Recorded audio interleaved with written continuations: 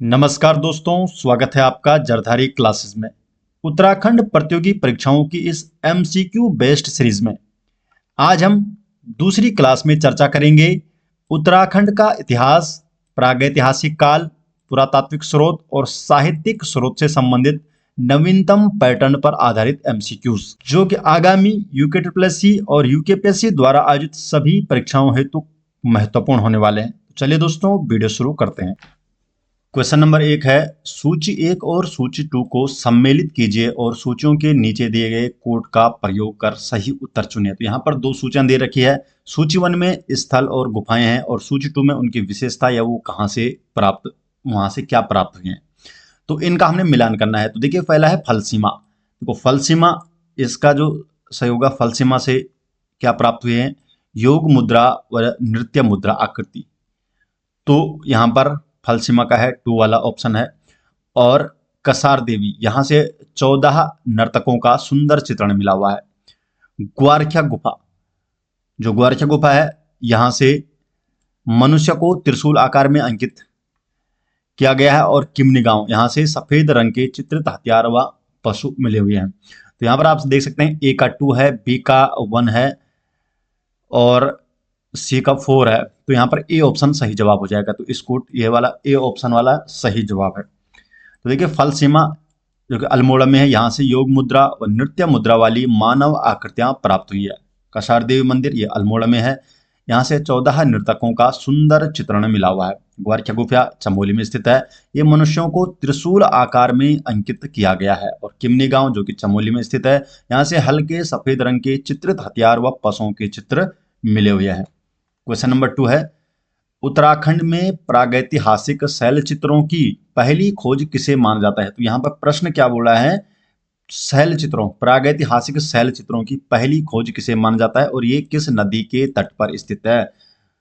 तो किसे माना जाता है, लाखो उड्यार, जो कि सुयाल नदी के तट पर स्थित है। तो लाखो उड्यार जो शैल चित्र है, इन्हें पहली खोज माना जाता है। किसके अनुसार, यशवंत सिंह कटोच के अनुसार, इतिहासकार यशवंत सिंह कटोच के अनुसार। तो इतिहासकार डॉक्टर यशवंत सिंह कटोच के अनुसार 1968 में लाखो उड्यार की खोज पहली खोज थी। इनके अनुसार ये पहली खोज थी। और 1968 में ये खोज की किसने, तो ये की थी एमपी जोशी ने। तो लाखो उड्यार की खोज 1968 में एमपी जोशी ने की। और इतिहासकार डॉक्टर यशवंत कहते हैं ये पहली खोज थी। ये अल्मोड़ा जिले में सुयाल नदी के दाएं तट पर स्थित है। और यहाँ नागफनी के आकार का भव्य शैलाश्रय है। और यहाँ के चित्रों का मुख्य विषय सामूहिक नृत्य है। क्वेश्चन नंबर 3 है दोस्तों, सूची 1 और सूची 2 को हमें सम्मिलित करना है। सूची 1 में है खोज, उत्खनन, और सूची 2 में संबंधित व्यक्ति या वर्ष। तो देखिए, लाखो उड्यार की जो खोज है, तो लाखो उड्यार की खोज कब की गई, लाखो उड्यार की खोज हुई थी 1968 में, डॉक्टर एमपी जोशी, महेश्वर प्रसाद जोशी। तो पहले का हो गया 2। और यहाँ पर आप देख सकते हैं पेटसाल की खोज, इसकी खोज कहाँ हुई थी, किसकी, 1989 में, 1989 में हुई थी डॉक्टर यशोधर मठवाल के द्वारा। और देवीधुरा कपमार्क्स हेनुट के द्वारा की थी 1856 में। और कपमार्क्स की पहली खोज थी। और मलारी समाधान जो खोज है ये की थी शिव प्रसाद डबराल ने 1956 में। तो यहाँ पे आप देख सकते हैं 2, 3 और 1, 4 ए ऑप्शन इसका भी सही जवाब है। तो लाखो उड्यार की खोज 1968 में की थी डॉक्टर महेश्वर प्रसाद जोशी ने। पेटसाल की खोज 1989 में डॉक्टर यशोधर मठवाल ने की देवधरा चंपावत में। ये सर्वप्रथम कपमार्क्स की खोज थी जो हेनरूट के द्वारा 1856 में की गई थी। और मलारी चमोली में स्थित है। यहाँ पे महापाषाणीय समाधानों की खोज का श्रेय शिव प्रसाद डबराल को 1956 को जाता है।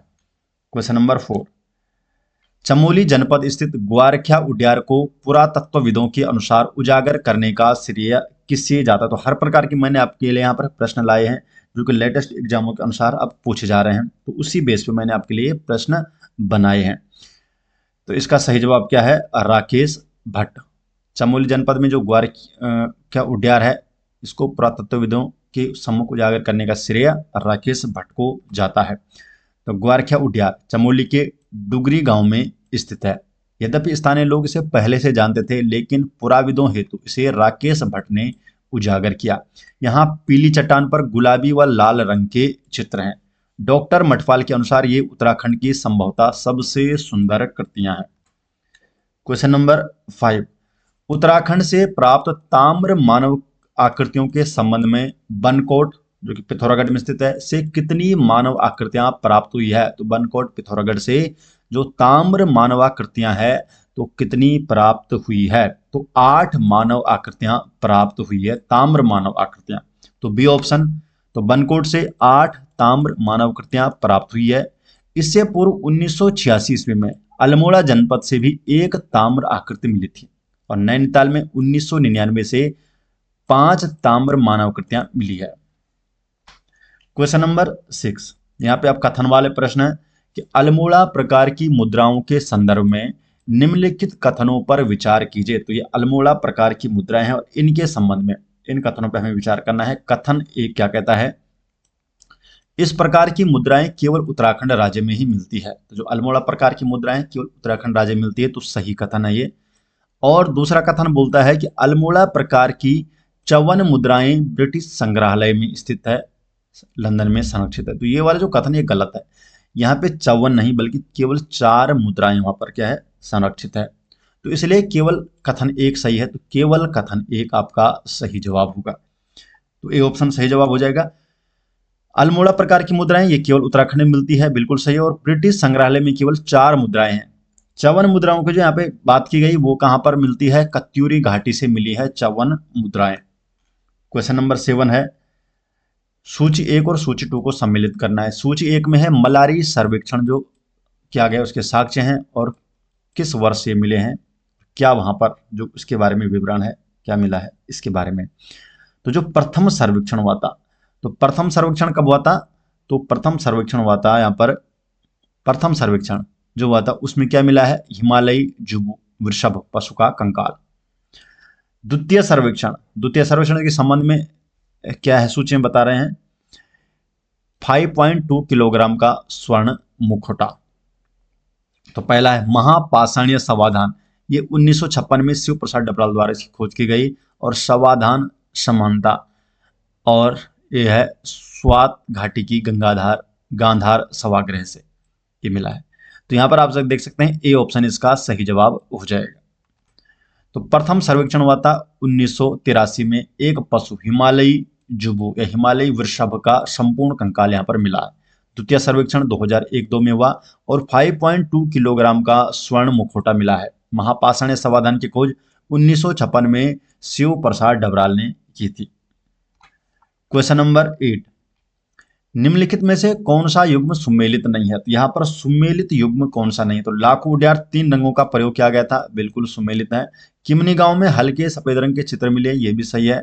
हुडली ये नीले रंग के शैल चित्र मिले हुए हैं, सही है। और ग्वारखिया गुफा में काले रंग के चित्र, देखिए ये वाला जो है ये आपका गलत है। यहाँ पे काले रंग के नहीं बल्कि रंगीन चित्र मिले थे, तो इसलिए सुमेलित कौन सा नहीं है? डी वाला। तो डी ऑप्शन ही यहाँ पर प्रश्न के हिसाब से सही जवाब हो जाएगा। तो देखिए लाखों चित्र में 3 प्रकार के रंग का प्रयोग किया गया, जिसमें सबसे ऊपर श्वेत सफेद रंग, फिर मध्य में कथाई गेरवा गुलाबी और सबसे नीचे है श्याम काले रंग का। किमनी गांव में हल्के सफेद रंग के चित्रित हथियार व पशुओं के शैल चित्र मिले हैं। और हुडली जो उत्तरकाशी में स्थित है में नीले रंग के शैल चित्र प्राप्त हुए हैं। और ग्वारखिया गुफा में मानव, भेड़, बारहसिंगा, लोमड़ी आदि के रंगीन चित्र मिले हुए हैं। क्वेश्चन नंबर 9, आद्य ऐतिहासिक काल और ऐतिहासिक काल के संदर्भ में निम्नलिखित कथनों पर विचार कीजिए। तो यहाँ पर कथन दिए गए हैं, 4 कथन यहाँ पर दिए गए हैं आद्य ऐतिहासिक काल और ऐतिहासिक काल के संबंध में। तो इन पे हमने विचार देखे। आद्य ऐतिहासिक काल वह समय है जब लिखित प्रमाण मिले हैं। तो बिल्कुल आद्य ऐतिहासिक काल में लिखित प्रमाण मिले हैं, लेकिन उन्हें पढ़ा नहीं जा सकता, अभी तक उन्हें पढ़ा नहीं जा सका है। तो ये वाला जो पहला वाला ऑप्शन है ये भी आपका सही है, कथन बिल्कुल सही है ये। दूसरा है कि ऐतिहासिक काल में उपलब्ध अभिलेखों को पढ़ा एवं समझा जा सकता है। तो जो ऐतिहासिक काल है इसमें पढ़ा और समझा जा सकता है, तो दूसरा ऑप्शन भी सही है। ऋग्वेद में उत्तराखंड को देवभूमि कहा गया है, बिल्कुल सही बात है, तो तीसरा ऑप्शन भी सही है। आद्य ऐतिहासिक काल में केवल पुरातात्विक साक्ष्य मिले हैं, लिखित कोई सामग्री नहीं मिली है। तो ये बोल रहा है कि आद्य ऐतिहासिक काल में केवल पुरातात्विक साक्ष्य मिले हैं, लिखित सामग्री नहीं मिली है, तो ये आपका ये जो है ये गलत है।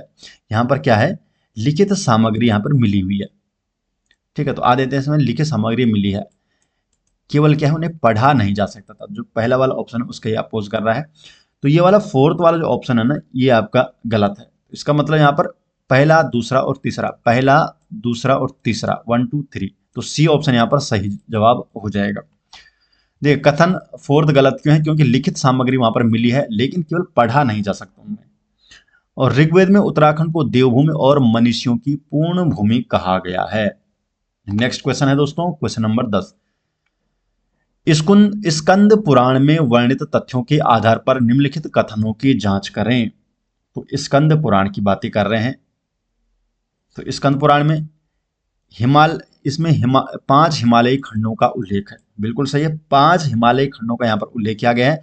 कुमाऊं क्षेत्र को केदारखंड और गढ़वाल क्षेत्र को मानसखंड। देखिए यहाँ पर ऑप्शन बदल गया है। कुमाऊं क्षेत्र को एक्चुअल में क्या बोला गया है, मानसखंड, और गढ़वाल क्षेत्र को केदारखंड। तो इसलिए ये दूसरा वाला जो ऑप्शन है ये आपका गलत हो जाएगा। तो पहला तो सही है। हरिद्वार को मायापुरी नाम से संबोधित किया है बिल्कुल स्कंद पुराण में, और अल्मोड़ा को मानसखंड में राम क्षेत्र कहा, मानसखंड में राम क्षेत्र कहा गया, तो ये भी सही है। इसका मतलब पहला, तीसरा और फोर्थ ये वाला ऑप्शन सही हो जाएगा, अर्थात ए ऑप्शन सही हो जाएगा, फर्स्ट, थर्ड और फोर्थ। स्कंद पुराण में 5 हिमालयी खंडों का जिक्र किया गया है। कौन कौन से खंड है वो, नेपाल है, मानसखंड है, केदारखंड, जालंधर और कश्मीर। और इसमें हरिद्वार को मायापुरी और अल्मोड़ा को राम क्षेत्र कहा गया है। कथन 2 गलत क्या है, उसमें हमने केवल चेंज किया, गढ़वाल क्षेत्र को क्या कहा गया है, केदारखंड, और कुमाऊं क्षेत्र को मानस खंड कहा गया है, जबकि ऑप्शन में उसमें बदले गए हैं। Question number 11। सन 1956 में मलारी गांव में सवाधानों को सर्वप्रथम प्रकाश में लाने का श्रेय किसे जाता है। तो सर्वप्रथम जो मलारी गांव में 1956 में सवाधान मिले थे, तो इन्होंने प्रकाशित करने का जो श्रेय है किसे जाता है, तो डॉक्टर शिव प्रसाद डबराल को। तो बी ऑप्शन सही जवाब है। तो मलारी के सवाधानों को 1956 में डॉक्टर शिव प्रसाद डबराल ने खोजा था। बाद में गढ़वाल विश्वविद्यालय 1983 और 2001 ने यहाँ पर सर्वेक्षण किया था। यहाँ 5.2 किलोग्राम का एक स्वर्ण मुखौटा और एक संपूर्ण मानव कंकाल भी मिला है। यहाँ पशु हिमालयी वृषभ का भी एक संपूर्ण कंकाल मिला है। Question number 12। कण्वाश्रम किस नदी के तट पर स्थित है जहां कालिदास ने अभिज्ञान शाकुंतलम की रचना की थी। तो अभिज्ञान शाकुंतलम की रचना कालिदास ने किस नदी के तट पर की थी। तो सही जवाब है मालिनी नदी के तट पर। तो मालिनी नदी के तट पर ही इन्होंने यहाँ पर अभिज्ञान शाकुंतलम की रचना की। कण्वाश्रम ये कोटद्वार से 14 किलोमीटर दूर हेमकुट व मणिकुट पर्वतों के मध्य मालिनी नदी के तट पर स्थित है, और वर्तमान में यह स्थान चौका घाट के नाम से भी जाना जाता है। प्रश्न ये पूछा चौका घाट के कण्वाश्रम को आज क्या जाना जाता है, तो चौका घाट। और यहाँ दुष्यंत और शकुंतला का प्रेम प्रसंग जुड़ा है, और यहीं भरत का जन्म हुआ था। क्वेश्चन नंबर 13 है। महाभारत के वन पर्व और अन्य पौराणिक संदर्भों के अनुसार सुबाहुपुर की पहचान वर्तमान में किस स्थान से की जाती है। तो सुबाहुपुर की पहचान वर्तमान में श्रीनगर गढ़वाल श्रीनगर से की जाती है। तो सी ऑप्शन सही जवाब है। तो सुबाहुपुर अथवा सुबाहु विषय, इसकी पहचान विषय जिले के लिए प्रयुक्त होता था उस समय। आज का जिला है वही सुबाहु विषय है। पहचान गढ़वाल में श्रीनगर से की जाती है। यहाँ का राजा कुनिंद सुबाहु था, जो राजा कुनिंद सुबाहु था। पांडवों ने वनवास से लौटते समय यहां विश्राम किया, और यह क्षेत्र उत्तर कुरु के अंतर्गत आता था। Question number 14।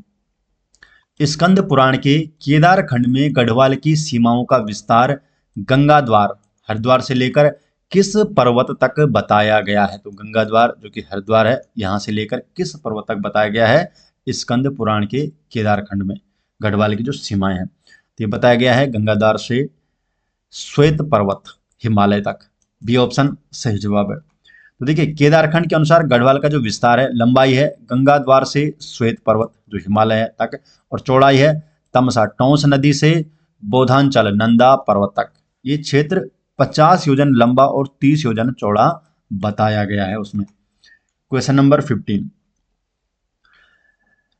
लाखा मंडल की प्रशस्ति और यदुवंश के संदर्भ में निम्नलिखित कथनों पर विचार कीजिए।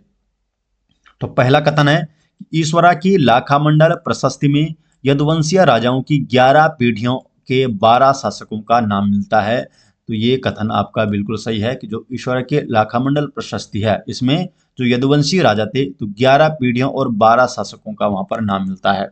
कथन 2 कहता है, प्रशस्ति में यमुना प्रदेश के यदुवंशों की राजधानी शत्रुघ्न बताई गई है। तो यदुवंश की राजधानी शत्रुघ्न, ये एक्चुअल में कथन गलत है, शत्रुघ्न नहीं थी बल्कि सिंहपुर बताई गई है इसमें। तो इसलिए केवल एक कथन सही हो जाएगा, ए वाला, केवल एक, ए ऑप्शन सही जवाब है। तो लाखामंडल प्रशस्ति में 11 पीढ़ियों और 12 शासकों का उल्लेख मिलता है और इस प्रशस्ति में यादवों की राजधानी सिंहपुर बताई गई है। नेक्स्ट क्वेश्चन है, मध्य हिमालय के नागवंश के संदर्भ में निम्नलिखित कथनों पर विचार कीजिए। कथन ए क्या बोलता है कि नागवंश की जानकारी का प्रमुख स्रोत गोपेश्वर से प्राप्त त्रिशूल लेख है। तो नागवंश की जानकारी का प्रमुख, ये कथन पहला वाला सही है नागवंश के संदर्भ में। और दूसरा है कि इस लेख में 4 राजाओं स्कंदनाग, विभुनाग और अंशुनाग और गणपतिनाग का उल्लेख है। तो ये भी आपका सही है। नागवंश, जो मध्य हिमालय के जो नागवंश है, इसके संदर्भ में जो दोनों ही कथन है, ये आपके दोनों ही कथन सही है कि नागवंश की जो जानकारी है इसका प्रमुख स्रोत कौन सा है, जो गोपेश्वर से प्राप्त त्रिशूल लेख। तो त्रिशूल लेख से ये जानकारी प्राप्त होती है और इसी त्रिशूल लेख में 4 राजाओं का जिक्र किया गया है, स्कंदनाग, विभुनाग, अंशुनाग और गणपतिनाग। तो सी ऑप्शन सही हो जाएगा, 1 और 2 दोनों ही सही है। क्वेश्चन नंबर 17, कार्तिकेयपुर राजवंश के शासकों और उनके परिवारों के संदर्भ में सही सुमेलित कथनों का चयन करें। तो ये चयन हमें करना है सही कथन का। तो देखिए, प्रथम परिवार का जो संस्थापक था वसंत देव था, तो सही कथन है ये भी। द्वितीय परिवार का संस्थापक निम्बर, सही है। सर्वाधिक ताम्र शासन किसके मिले हुए हैं, ललित स्वरदेव या ललितेश्वर देव, बिल्कुल सही है ये भी। तृतीय परिवार का अंतिम शासक ईस्ट गणदेव, तो जो ये वाला ऑप्शन है ये गलत है। अंतिम शासक ईस्ट गणदेव नहीं था बल्कि सुभिक्ष राजदेव था। तो इसलिए पहला, दूसरा और तीसरा, ये ऑप्शन 1, 2 एवं 3 ये आपका सही हो जाएगा। 1, 2, 3 ये सही हो जाएगा।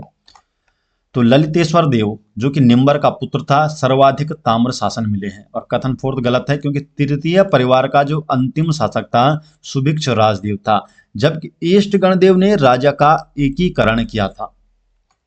क्वेश्चन नंबर 18, गढ़वाल शब्द की उत्पत्ति और प्रयोग के विषय में विद्वानों के मतों पर विचार करें। यहाँ पर विद्वानों के कुछ मत हैं और इन पर हमें विचार करना है। पहला है, डॉक्टर शिव प्रसाद डबराल के अनुसार इस शब्द का सर्वप्रथम प्रयोग चित्रकार मोलाराम ने 1815 में किया था। मोलाराम ने किया था 1815 में। तो ये भी कथन बिल्कुल सही है कि डॉक्टर शिव प्रसाद डबराल हैं, इनके अनुसार पहली बार प्रयोग मोलाराम ने किया था 1815 में। दूसरा कथन है, 14वीं शताब्दी में राजा अजयपाल ने 52 गढ़ों को जीतकर गढ़वाला की उपाधि ली। बिल्कुल सही है ये भी कि गढ़वाला की उपाधि अजयपाल ने ली थी 52 गढ़ों को जीतकर।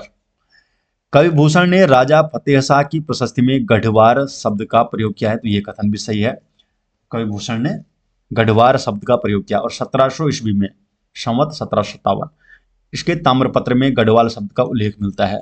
तो ये भी सही है। तो सभी ऑप्शन ये सही दिख रहे हैं, डी ऑप्शन सही जवाब है। तो डॉक्टर शिव प्रसाद डबराल का मत है कि मोलाराम ने 1815 में प्रयोग किया, अजयपाल ने 52 गढ़ों को एक किया और हिंदी जगत के विख्यात कवि भूषण ने गढ़वार, और 1700 ईस्वी के ताम्रपत्र में गढ़वाल शब्द मिलता है। क्वेश्चन नंबर 19, 2 सूचियां दी गई है। पहली सूची में है पुरातात्विक स्थल और दूसरी सूची कहां पर मिले हो, किस जनपद या घाटी में वो मिले हुए हैं। पहला है हुडली, जो हुडली पुरातात्विक स्थल है ये कहाँ मिला है, उत्तरकाशी में। बनकोट, बनकोट कहाँ मिला है, पिथौरागढ़ में। नौलाग्राम, नौलाग्राम कहाँ मिला है, पश्चिमी रामगंगा घाटी में। और किमनी गांव कहाँ मिला है, पिंडर घाटी में। तो क्या हो जाएगा, ए का हो गया 2, बी का हो गया 3, 2, 3 और 1 और 4, 2, 3, 1, 4। तो ए ऑप्शन इसका भी सही जवाब हो जाएगा। हुडली उत्तरकाशी में स्थित है, जहां नीले रंग के शैलचित्र मिले हुए हैं। बनकोट पिथौरागढ़ में यहां से 8 ताम्र मानव आकृतियां मिली है। और नौलाग्राम पश्चिमी रामगंगा घाटी में है, जहां यशोधर मठपाल को 72 कप मार्क्स मिले हैं। किमनी गांव चमोली के पिंडर घाटी थराली के पास में स्थित है। क्वेश्चन नंबर 20 है, दो सूचियां दी गई है। सूची 1 में है स्थल और खोज, और सूची 2 में प्राप्त साक्ष्य और किस स्थान पर। बहादुराबाद जो कि हरिद्वार में स्थित है, तो यहां पर क्या साक्ष्य प्राप्त हुए हैं? तो यहां पर साक्ष्य प्राप्त हुए हैं ताम्र निर्मित भाला और रिंग्स चूड़ियां। चंद्रेश्वर मंदिर जो कि द्वारहाट में है, यहाँ पर 12 समांतर पंक्तियों में कप मार्क्स मिले हैं। फड़का नौली, यहाँ पे 3 शैलाश्रय, इनकी खोज हुई थी 1985 में। और लुएथाप, यहाँ से भी 3 शैलाश्रय मिले हैं, और ये इसकी खोज कहाँ हुई है? अल्मोड़ा में। तो कौन सा हो जाएगा? ए का हो गया 2, फिर बी का 1, सी का 3 है, और डी का 4 है। 2 1 3 4, ए ऑप्शन सही है इसका जवाब। तो बहादुराबाद जो कि हरिद्वार में स्थित है, ताम्र निर्मित भाला, रिंग्स और चूड़ियां प्राप्त हुई है। चंद्रेश्वर मंदिर द्वारहाट में स्थित है। रिवेट कारनाक को यहाँ पर 12 समांतर पंक्तियों में 200 कप मार्क्स मिले हैं। फड़कानोली, इसकी खोज 1985 में हुई थी, जहां से 3 शैलाश्रय मिले हैं, और लुएथाप से भी 3 शैलाश्रय प्राप्त हुए हैं। अंतिम क्वेश्चन है दोस्तों, और इस क्वेश्चन का जवाब आपको देना है कमेंट बॉक्स में। क्वेश्चन नंबर 21 है कि निम्नलिखित में से कौन सा युग्म सुमेलित नहीं है? तो इसमें आपको कौन सा युग्म सुमेलित नहीं है, इसका जवाब को कमेंट बॉक्स में देना है। आशा करते हैं दोस्तों आपको वीडियो पसंद आई। अगर आपको वीडियो पसंद आते हैं तो वीडियो को लाइक कीजिए, अपने अधिक से अधिक दोस्तों तक इस वीडियो को शेयर कीजिए। अगर आप चैनल में पहली बार आए हैं तो चैनल को सब्सक्राइब जरूर कीजिए। मिलते हैं दोस्तों नेक्स्ट वीडियो के साथ, तब तक के लिए आपका बहुत बहुत धन्यवाद।